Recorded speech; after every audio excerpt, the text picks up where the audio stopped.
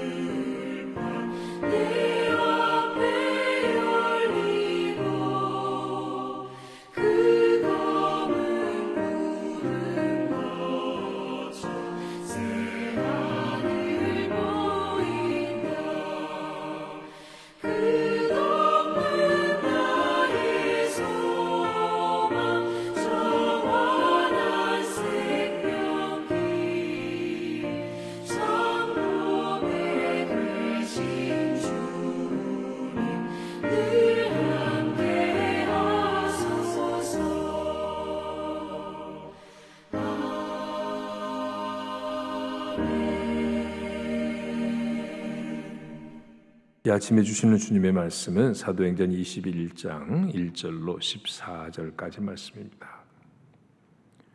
우리가 그들을 작별하고 배를 타고 바로 고스로 가서 이튿날 로도에 이르러 거기서부터 바다라로 가서 베니게로 건너가는 배를 만나서 타고 가다가 구브로를 바라보고 이를 왼편에 두고 수리아로 항해하여 두로에서 상륙하니 거기서 배의 짐을 풀려 함이러라. 제자들을 찾아 거기서 이래를 머물더니 그 제자들이 성령의 감동으로 바울더러 예루살렘에 들어가지 말라 하더라. 이 여러 날을 지낸 후 우리가 떠나갈새 그들이 다 그 처자와 함께 성문 밖까지 전송하거늘 우리가 바닷가에서 무릎을 꿇어 기도하고 서로 작별한 후 우리는 배에 오르고 그들은 집으로 돌아가니라. 두로를 떠나 항해를 다 마치고 돌레미아에 이르러 형제들에게 안부를 묻고 그들과 함께 하루를 있다가 이튿날 떠나 가이사라에 이르러 7 집사 중 하나인 전도자 빌립의 집에 들어가서 머무르니라. 그에게 딸 릿이 있으니 처녀로 예언하는 자라.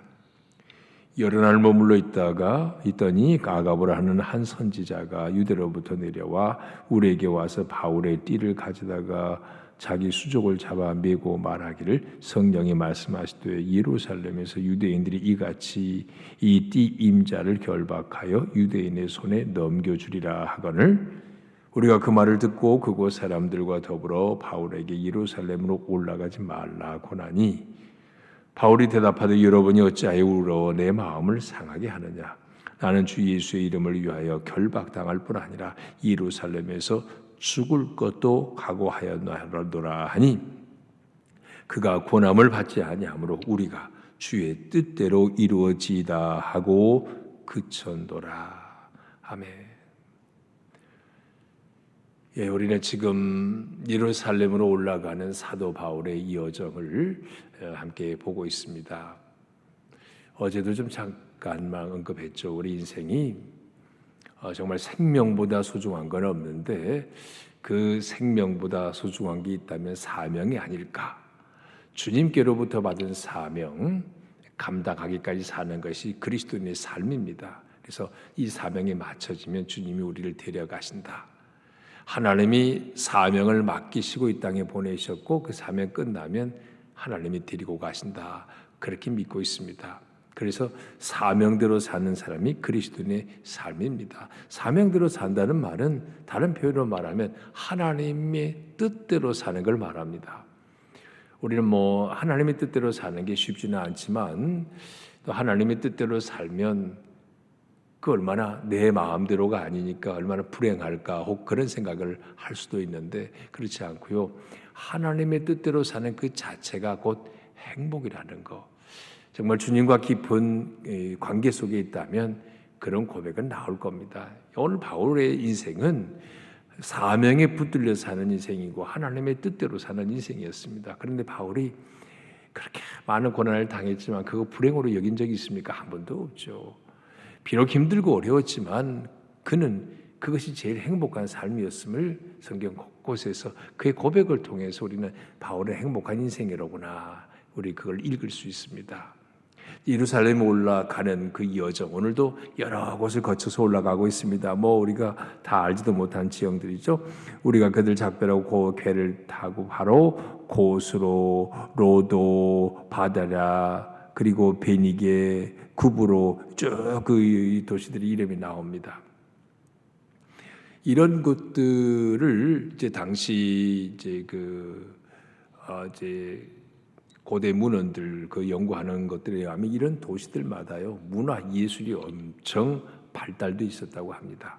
그런데 오늘 성경은 사도 바울이 그런 지역을 지나면서 한 번도 그런 거 언급하지 않았어요. 물론 성경이 모든 걸 다 기록할 수도 없거니와 사도 바울이 그 문화 예술적으로 매우 앞서간 도시들을 방문해서 예를 들어서 미술관을 관람했다.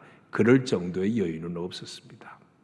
그렇다고 해서 바울을 지성인이 아니구만 오늘 문화적 감각이 없구만 이렇게 비판할 수도 없는 일입니다. 바울에게 있어서는 오직 사명, 주님께로부터 받은 사명에 오로지 집중했기 때문에 다른 데 별 관심을 가질 여력이 없었습니다.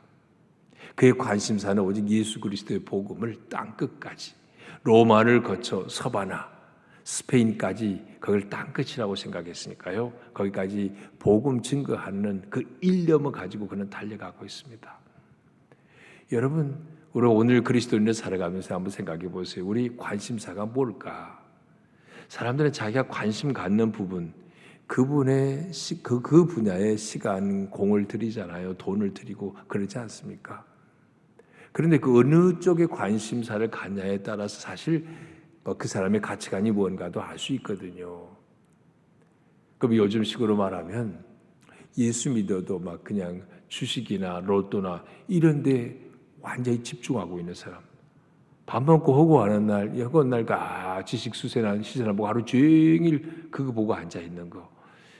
이런 사람을 사명에 따라 사는 사람이라고 말할 수는 없겠죠. 또 한국에서 최근 몇 년 한국뿐만 아니라 세계 전체가 그렇습니다만은 부동산 시장이 요동쳤잖아요. 거기 관심 갖는 거예요. 부동산 시세. 그리고 이제 집값에 따라서 막 연끌을 해서 집도 사고 그래 이런 데 관심 가지면 인생이 전부 거기에 낭비하는 거예요. 에너지를. 하나님이 우리 짧은 인생 이 땅에 보내셨는데 거기에 우리 인생을 다 소모하라고 보내셨을까요? 또 건강 중요합니다. 근데 어떤 분들은 건강 정보와 상식이 너무 많아요. 인터넷을 통해서 여러 가지 다양한 이런 매체들 통해서 의사보다 더 많이 알고 있는 것 같아요. 그런 정보가 너무 많은데 그런다고 해서 건강이 그리고 오래 사는 거 아니거든요. 사람 정말 아무리 건강해도 너무 그냥 쉽게 이렇게 너무 어이없게 죽음을 맞이하는 분들 어렵지 않게 봅니다. 사람의 관심사가 거기에 있다면 참 인생이 허무하죠. 그러다가 어느 날 죽는 거예요. 얼마나 허무합니까? 얼마를 살아도 짧게 살지언정 주님이 주신 사명 따라 멋지게 인생의 레이스를 펼쳐 마친다면 정말 고귀한 인생입니다. 사도 바울은 사명에 이끌려 사는 사람입니다. 자, 이렇게 바울이 이제 예루살렘으로 가는 여정을 받고 있는데 가는 곳마다 또 믿음의 형제들을 만나잖아요. 이 4절 보니까 제자들을 찾아 거기서 이레를 머물더니 그 제자들이 성령의 감동으로 이렇게 나오는데 제가 가서 제자들을 찾아 이레를 머물렀다. 뭐 뒤에 7절, 8절도 계속 나오는 말씀인데 가는 곳마다 사람들 만나요. 이게 얼마나 또 감격스러운 일입니까? 다 전도했을 때 바울이 전도해서 예수 안에서 자라가는 성도들 만날 때 그 기쁨이 얼마나 컸겠습니까? 정말 저도 이 목회 은퇴 이후에 하나님이 기회를 주신다면 제가 저보다는 제 아내가 전도를 많이 했는데 그런 현장도 돌아보고 싶고 또 정말 국내든 도서 상간 지역이든 농어촌이든 혹은 해외든지 간에 이렇게 좀 순회하면서 그리스도의 형제들을 만나서 믿음으로 좀 견고히 세우고 이런 일을 좀 하면 어떨까 하는 그런 마음의 큰 소원을 가지고 사실 마음으로 기도하고 있습니다. 근데 바울이 가는 곳마다 믿음의 형제들을 만났어요. 이 믿음 안에서 서로 교제한다는 게 얼마나 큰 축복이에요. 인생 천년 만년 살 거 아닌데 주어진 인생 사는 동안 그리스도 안에서 정말 예수 안에서 만나면 처음 보는 사람도 믿음의 형제 자매 되거든요. 이 바울은 이런 큰 축복을 지금 누리고 있습니다. 자, 이렇게 이제 가는 중에 그 사람들이 만나는 사람마다 바울에게 하는 공통적인 얘기가 오늘 본문에 기록되어 있습니다. 지금 바울이 어디를 가는 거라고요? 예루살렘으로 가는 여정에 있습니다.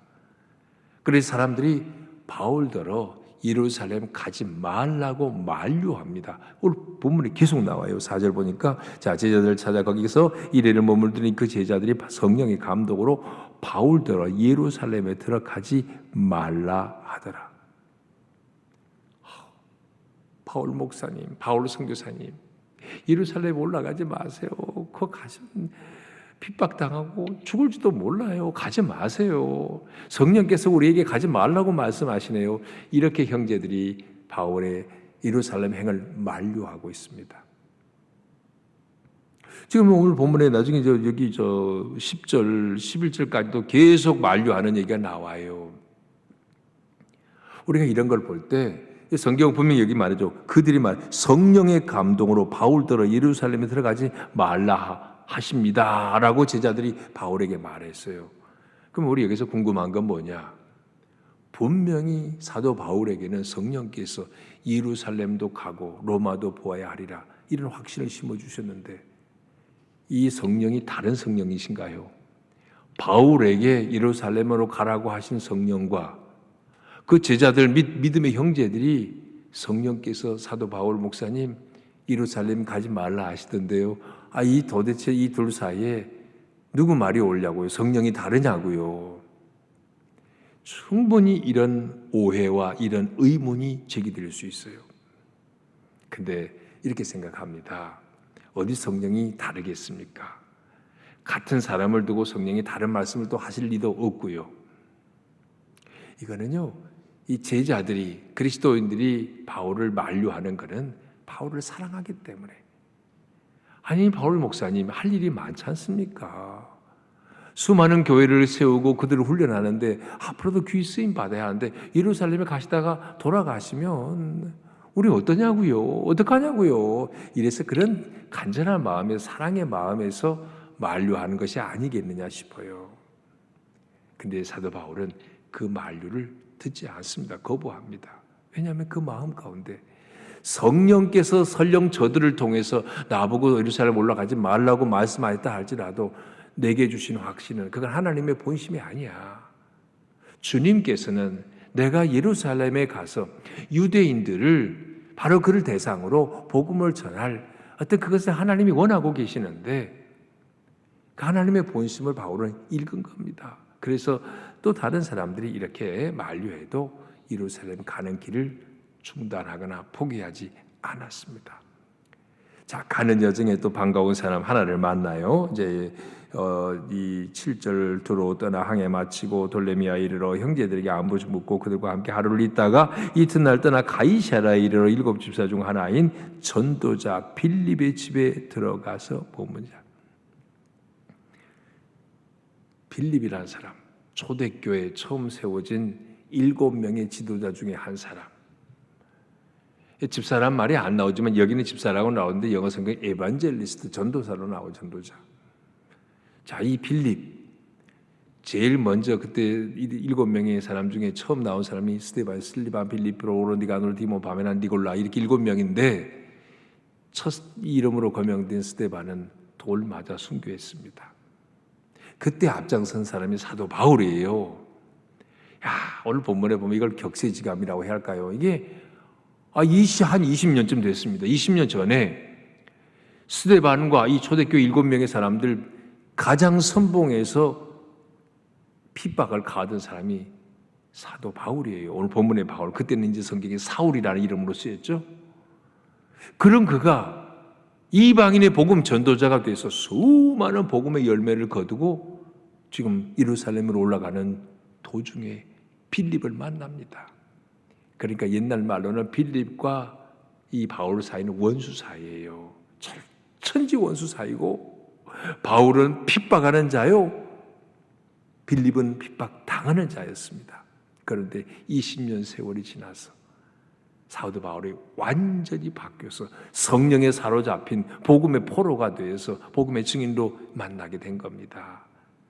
그래서 빌립은 사도 바울을 극진히 모십니다. 극진히 대접해요. 이 유대인들의 중요한 그 관습이기도 하고요. 환대하는 거. 그래서 잘 대접합니다. 그 빌립의 집에 가보니까 딸이 넷이 있어요. 9절에 그게 딸 넷이 있으니 처녀로 예언하는 자라. 여러 날 머물러 있더니 아가보라 하는 한 선지자가 위대로 내려와서 우리에게 와서 바울의 띠를 가져다 자기 수족을 잡아매고 이를 말하기를 성령이 말씀하시되 예루살렘에서 유대인들이 이같이 이 띠 임자를 결박하여 이방인의 손에 넘겨주리라.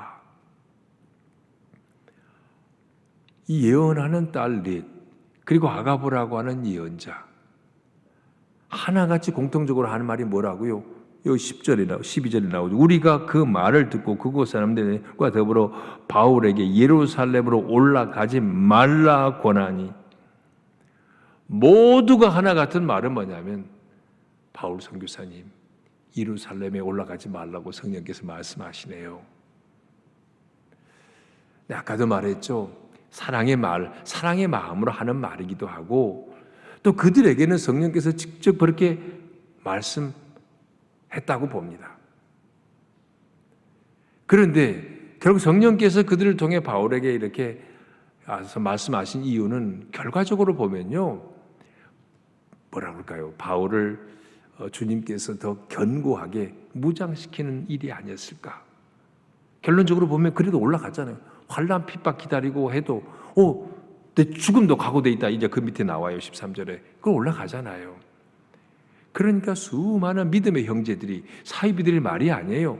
믿음의 형제들이 사랑하는 마음으로 진짜 성령에 충만해서 성령께서 말씀하시는데 예루살렘으로 올라가지 말라고 합디다라고 바울에게 권면했는데, 이 권면을 통해서 바울도 인간인데 혹시라도 주저앉고 싶을 그 마음을 다시 성령께서 견고하게 세우는 그런 기회가 아니었나, 이런 생각해 볼 수 있습니다. 이런 면에서 같은 성령님이에요.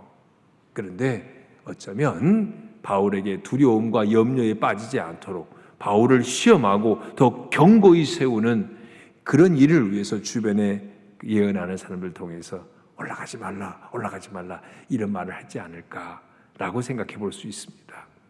자, 여러 말들이 있었어요. 그러나 결국은 바울이 어떡합니까? 올라가잖아요. 13절 바울이 대답하되 여러분이요 어찌하여 울어 내 마음을 상하게 하느냐. 나는 주 예수의 이름을 위하여 결박당할 뿐 아니라 예루살렘에서 죽을 것도 각오하였느니라. 감동입니다. 근데 감동이기 전에 만약에 우리가 오늘 제가 여러분에게 말씀드린 이 말씀이 기초되지 않고 성경 문맥 그대로만 읽으면 아니 제자들이 주의 형제들이 예언한다고 하는 사람들이 성령께서 바울 보고 예루살렘 가지 말라고 말씀하시는데 바울은 끝내 가겠다고 하잖아요. 이거 보면서 이야 이 사도 바울 고집불통이구만 이게. 보통 고집쟁이가 아니야 이렇게 볼 수도 있죠. 인간적으로 보면. 근데 그게 아니라고요. 성령께서 강력하게 바울에게 말씀하신 바는 올라가라는 겁니다. 그래서 주변에 사랑하는 이들의 영적으로 충만한 자들의 권면마저는 거부했습니다. 그게 아니고 진정으로 하나님이 원하시는 건 예루살렘 가는 거야. 결박이 문제가 아니고 내가 포승줄에 묶인다 해도 그게 겁나지 않고 죽음까지 각오했다. 이 나오잖아요. 끝에 말이 예루살렘에서 죽을 것도 각오했다. 세상에 죽을 각오하면 못할 일이 뭐 있습니까? 바울이 이토록 죽을 각오한 이유는 뭐예요? 유대인 동족을 구원하기 위해서, 유대인 동족에게 복음 전하기 위해서 불타는 복음 사명의 그 열정 때문에 그는 그랬던 것입니다. 로마서에 나오잖아요. 로마서의 말씀에 정말 내 동족을 위해서 내가 하나님 앞에 끊어질지라도 원하는 바라고 바울이 강력하게 말하지 않습니까? 그런 마음 가지고 예루살렘에 올라가려고 했어요. 바울을 만류했던 사람들이 바울이 하는 말을 들으니까 저 말이 옳도다. 오늘 보세요. 마지막 그가 구원함을 받지 아니하므로 우리가 주의 뜻대로 이루어지다 하고 그쳤노라. 사도 바울도 결국 하는 말이 뭐예요? 나는 주님의 뜻에 따라 올라간다 라고 얘기한 거고요. 결국은 사랑하는 그를 사랑하고 축복하고 기도해 줬던 믿음의 사람들도 바울에게 주님의 뜻이 바울 목사님 통해 이루어지기를 바랍니다 하고 그쳤다 그랬어요. 이 또한 너무 멋진 장면입니다. 오늘 말씀 여기까지예요. 복음을 위해 목숨도 아까워하지 않고 갈 길을 가는 사명자 사도 바울. 사명에 붙들려 사는 것이 너무 위대하고 멋지다. 오늘 이 말씀에서 우리는 그 발견합니다. 오늘도 우리가 주님이 내게 맡겨준 사명이 뭘까? 하나님이 내게 복음으로 인해 주신 사명이 뭘까? 그거 하나 분명히 발견하면요. 사명을 위해서 죽음마저 각오하면 못할 일이 없을 겁니다. 하나님이 그런 자를 어찌 내버려 두시겠습니까? 주님의 팔로 붙드시고 사명 감당하기까지 하나님이 우리를 보호하시고 마침내 우리를 통해 영광 받으실 줄 믿습니다. 사명에 붙들려 주님께 존귀하게 쓰임받는 저와 여러분 되기를 축복합니다. 주님 감사합니다. 이 무더위 중에 또 태풍도 지나갔고 주님 여러 가지 수해를 당하고 어려운 당한 사람들 많습니다. 주님 그러나 오늘 우리가 하루 살아 숨쉬는 것은 하나님의 은혜이며 또한 우리가 살아있는 동안 세상의 환난과 그 어려움을 당한 사람들 그들을 주님의 눈으로 바라보고 그들을 위해 중보하고 사랑의 손길을 펼치는 것까지 주님은 우리에게 원하시는 일인 줄 믿습니다. 우리에게 주신 하나님의 사명을 발견하고 사명 감당하는 자로 살게 하여 주옵소서. 주께서 주신 사명이라면 생명까지 희생할 각오를 가지고 주님께 살아감으로 그것이 우리에게 행복이고 즐거움이며 그런 삶을 주님이 보장해 주신다는 확신 가운데 사명자의 삶을 살게 하여 주옵소서. 내일 또한 주일입니다. 아직도 휴가 중에 있는 우리 성도들이 있지만 주일만큼은 하나님께 예배하는 걸 삶의 가장 우선순위로 두고 예배의 자리 지키게 하여 주시옵소서. 우리 청년부 수련회가 오늘부터 시작인데 주님 먹고 기도하고 사랑하라 이런 주제로 하는 이 여름 수련회 통해서 우리 청년들에게 그리스도인의 가치관, 세계관을 다시 갖게 하시고 은혜 충만한 가운데 또한 안전사고 하나 없이 가장 의리로운 인생의 기념비적인 수련회가 되도록 은총을 베풀어 주시옵소서. 하루의 삶을 주의 손에 의지하오며 예수님 이름으로 기도합니다. 아멘. 하늘에 계신 우리 아버지, 아버지의 이름을 거룩하게 하시며 아버지의 나라가 오게 하시며 아버지의 뜻이 하늘에서와 같이 땅에서도 이루어지게 하소서. 오늘 우리에게 일용할 양식을 주시고 우리가 우리에게 잘못한 사람을 용서하여 준 것 같이 우리 죄를 용서하여 주시고 우리를 시험에 빠지지 않게 하시고 악에서 구하소서. 나라와 권능과 영광이 영원히 아버지의 것입니다. 아멘.